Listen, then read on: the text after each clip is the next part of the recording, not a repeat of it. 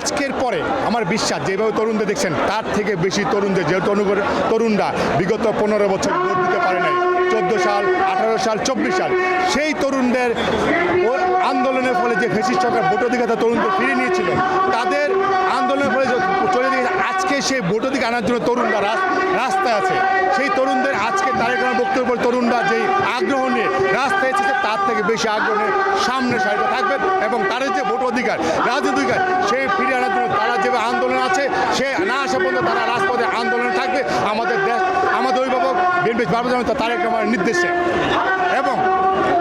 তারা যে এই একটা কুচুক্তি মহল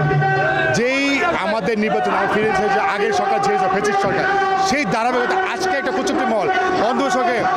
একটা বুদ্ধি পরামর্শে তারাও নির্বাচন থেকে আমাদেরকে তরুণদেরকে পিছনে নিয়ে যাচ্ছে, নির্বাচনে না আসতে পারে সেই দিকে তারা আগাচ্ছে। কিন্তু আজকের সমাবেশের পরে আমার বিশ্বাস তরুণরা সেইটা অধিকার হতে দিবে না। তাদের অধিকার যে বিএনপির যে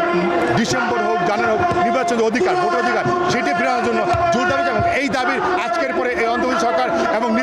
নির্বাচন কমিশনার তারা আমাদের রোডম্যাপ এবং নির্বাচনের একটা সুনির্দিষ্ট তারিখ দিবে, সে আশাবাদ আমি মনে করি সবার অধিকারে ফিরে আসবে আজকে সমাবেশের পরে।